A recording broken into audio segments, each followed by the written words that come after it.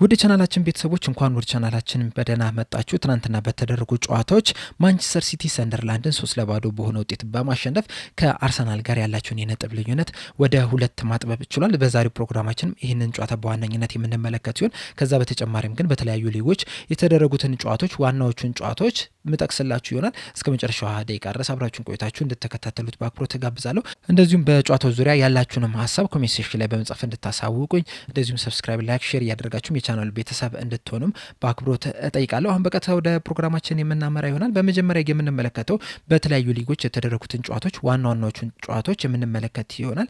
በፈረንሳይ ሊግ ስንጀምር ትናንትና በተደረገ ጨዋታ ፒኤስጂ ሬንስን 5-0 በሆነ ውጤት ማሸነፍ ችሏል። የፒኤስጂን የማሸነፊያ ግቦች ከቫርስኬሊ 28ኛው እና 67ኛው ደቂቃ ላይ ሲያስቆጥር ቀሪዎቹን ደግሞ ማዩሎ 39ኛው ደቂቃ ላይ፣ ምባይ 88ኛው ደቂቃ ላይ እንደዚሁም ደግሞ ራሙስ 91ኛው ደቂቃ ላይ ባስቆጠሯቸው ግቦች አሸናፊ መሆን ችሏል። ማሸነፋቸውንም ተከትለው በሰበሰቧቸው 33 ነጥቦች ከሊንስ በአንድ ነጥብ ዝቅ በማለት ሁለተኛ ደረጃ ላይ መቀመጥ ችለዋል። በቡንደስሊጋው የተደረጉትን ጨዋታዎች ስንመለከት 6 ጨዋታዎች መደረግ ችሏል በትናንትናው ዕለት። ከነዚህ ጨዋታዎች መካከል ባየር ሙኒክ ስቱትጋርተን 5-0 በሆነ ውጤት ማሸነፍ ችሏል። የባየር ሙኒክን የማሸነፊያ ግቦች በ66ኛው 82ኛው እንደዚሁም 88ኛው ደቂቃ ላይ ሶስቱንም ሃሪኬን አስቆጥሮ ሃትሪክ መስራት ሲችል ቀሪዎቹን ላይማር በ11ኛው ደቂቃ ላይ እንደዚሁም ደግሞ ሳቴጅ 78ኛው ደቂቃ ላይ ማስቆጠር ችሏል። ማሸነፋቸውንም ተከትለው ባየር ሙኒኮች በ37 ነጥብ መሪነታቸውን ማጠናከርም ችሏል። አርቢ ሌፕዚግ ከኢንትራ ፍራንክፈርት ያደረጉትን ጨዋታ ደግሞ 6-0 በሆነ ውጤትም ማሸነፍም ችሏል። በጣሊያን ሴሪኤ 3 ጨዋታዎች መደረግ ሲችሉ ከነዚህም ጨዋታዎች መካከል ኢንተር ሚላን ኮሞን 4-0 በሆነ ውጤት ያሸነፈበት ጨዋታ ተጠቃሽ ነው። የኢንተር ሚላንን የማሸነፊያ ግቦች ማርቲኔዝ 11ኛው ደቂቃ ላይ፣ ቱራም 59ኛው ደቂቃ ላይ፣ ቻኖሎጎ 81ኛው ደቂቃ ላይ እንደዚሁም ደግሞ አውጉስቶ 86ኛው ደቂቃ ላይ ማስቆጠር ችሏል። ማሸነፋቸውንም ተከትለው በጊዜያዊነት የጣሊያን ሴሪኤ መሪ መሆን ችሏል። ናፖሊ ዛሬ የሚያደርገው ጨዋታ ላይ፣ ኤሲ ሚላን ደግሞ ነገ የሚያደርጉት ጨዋታ አለና እነዚህን ጨዋታዎች የሚያሸንፉ ከሆነ መሪነታቸውን ከኢንተር ሚላን የሚረከቡ ይሆናል። በስፔን ላሊጋ የተደረጉትን ጨዋታዎች ስንመለከት 4 ጨዋታዎች በትናንትናው ዕለት መደረግ ሲችሉ አትሌቲክ ክለብ አትሌቲኮ ማድሪድን 1-0 በሆነ ውጤት ማሸነፍ ችሏል። የአትሌቲኮ ማድሪድ ተከታታይም ሽንፈትም ሆነው ተመዝግቦባቸዋል። እንደዚሁም ደግሞ ሪያል ቤቲስ ከባርሴሎና ጋር ያደረጉትን ጨዋታ ባርሴሎናዎች 5-3 በሆነ ውጤት ማሸነፍ ችሏል። የባርሴሎናን የማሸነፊያ ግቦች 3ቱን በ11ኛው በ13ኛው እንደዚሁም ደግሞ በ40ኛው ደቂቃ ላይ ፈራን ቶሪስ ማስቆጠር ሲችል ቀሪዎቹን ግቦች ደግሞ 31ኛው ደቂቃ ላይ ባርዶጊ እንደዚሁም ደግሞ ላሚን ያማል 59ኛው ደቂቃ ላይ ማስቆጠር ችሏል።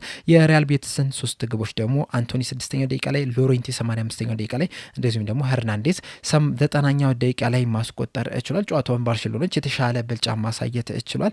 በአጠቃላይ በ90 ደቂቃ 62% የጨዋታ ብልጫ ማሳየት ሲችሉ 2.83 ኤክስፔክትድም ጎል ነበራቸው። 16 ሙከራ ማድረግ ችሏል።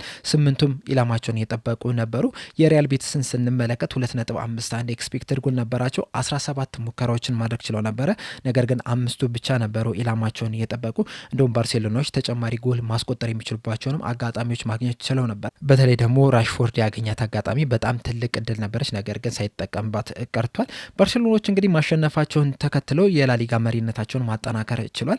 እስካሁን ድረስ ባደረጓቸው 16 ጨዋታዎች 13ቱን በማሸነፍ አንዱን አቻ በመውጣት በሁለቱ ተሸንፈው በ40 ነጥቦች አንደኛ ደረጃ ላይ ሲቀመጡ ከሪያል ማድሪድ ጋር ያላቸውንም የነጥብ ልዩነት ወደ 4 ማስፋት ችሏል።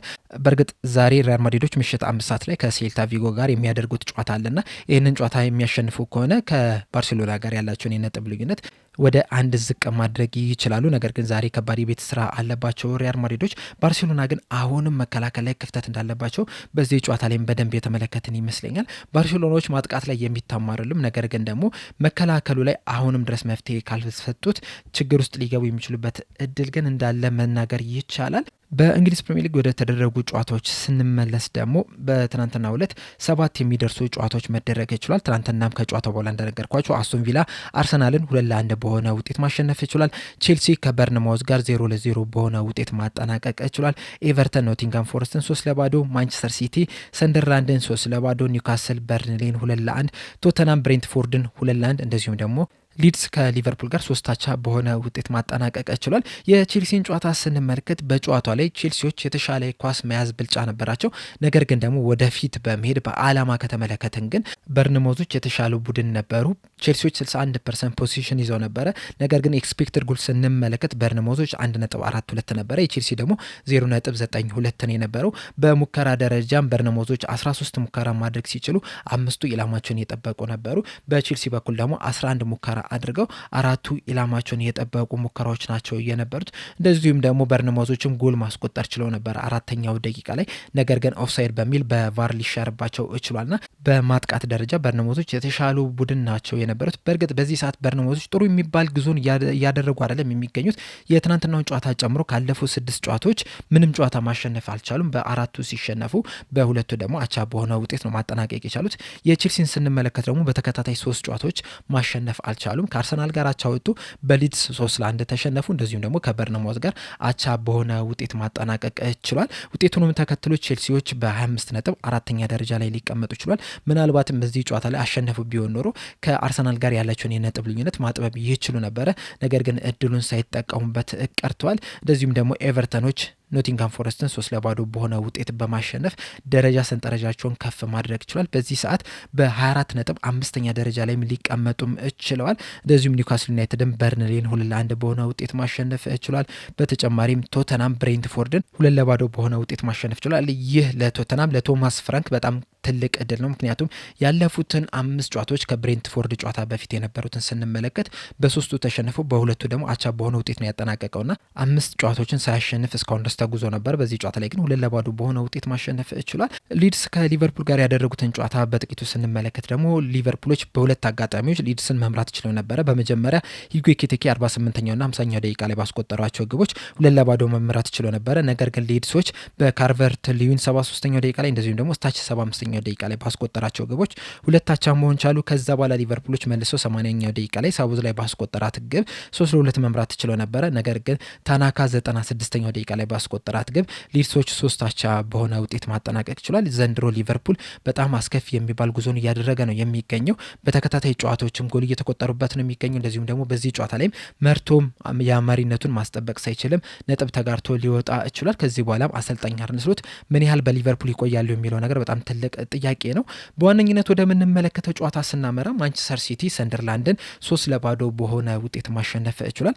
የማንቸስተር ሲቲን ግብ ዲያዝ 31ኛው ደቂቃ ላይ፣ ግቫርዲዮል 35ኛው ደቂቃ ላይ እንደዚሁም ደግሞ ፊል ፎደን 65ኛው ደቂቃ ላይ ማስቆጠር ችሏል።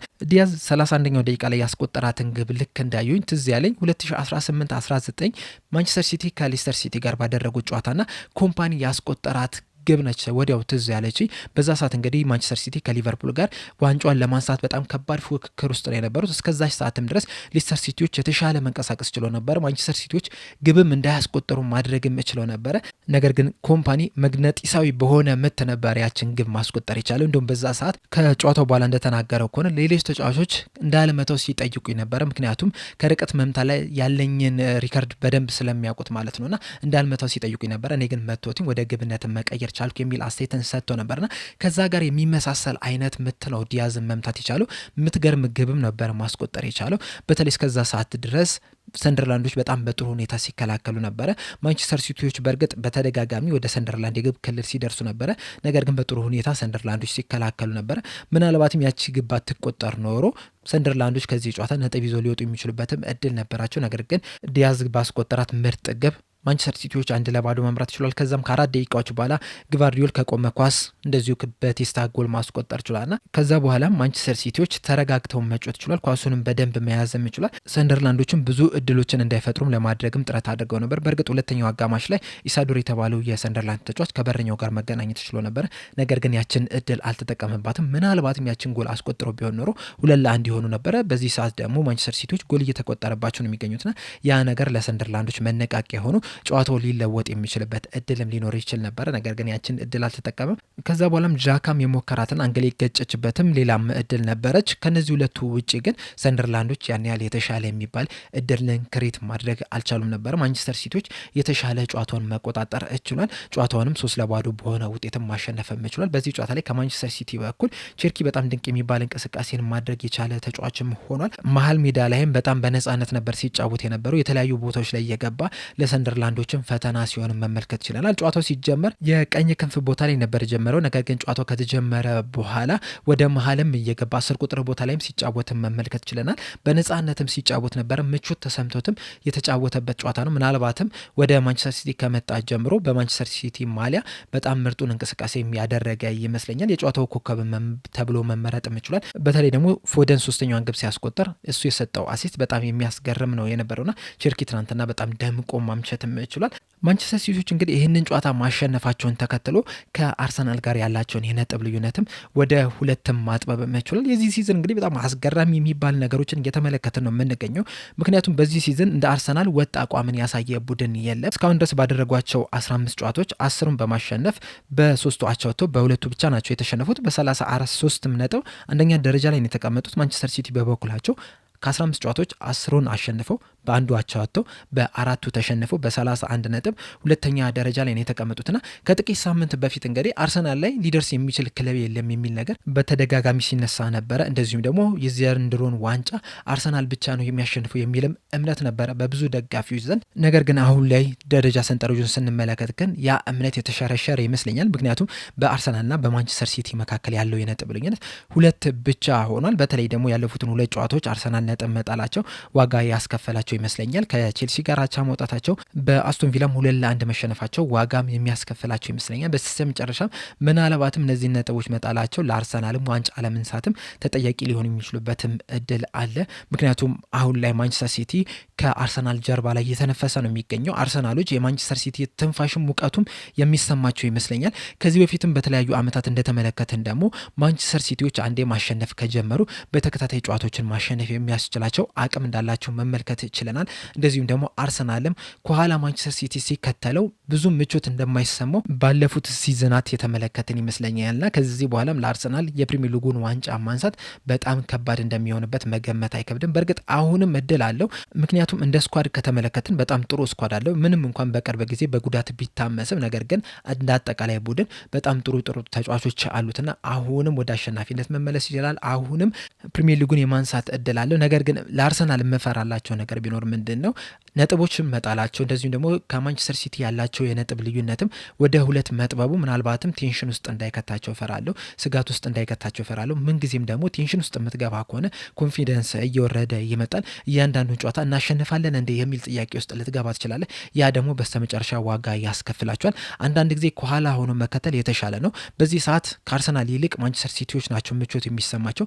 ምክንያቱም ማንቸስተር ሲቲዎች ዘንድሮ ፕሪሚየር ሊጉን ያነሳሉ የሚል ማንም የጠበቃቸው ሰው የለም። በተለይ ልክ እንደ አርሰናል እንደ ሊቨርፑል አይነት ግምት አልተሰጣቸውም ነበርና ዝቅተኛ ግምት ተሰጥቷቸውን ወደ ዘንድሮ ሲዝን የገቡት። እናም ያም ነገር ደግሞ የበለጠ ኮንፊደንስ ይሰጣቸዋል ብዬ አስባለሁና አርሰናሎች ከዚህ በኋላ እያንዳንዱ ጨዋታ በጣም ከባድ ጨዋታ ነው የሚሆንባቸው ብዬ አስባለሁ። የእናንተን ሀሳብ እንዳለ ኮሜንት ሴክሽን ላይ በመጻፍ አሳውቁኝ። ለአሁን እኔ እዚህ ላይ ያበቃው። በቀጣይ በሌላ እስከምንገናኝ ድረስ ሰብስክራይብ፣ ላይክ፣ ሼር ማድረግ እንዳትረሱ። ቸር ያቆየን።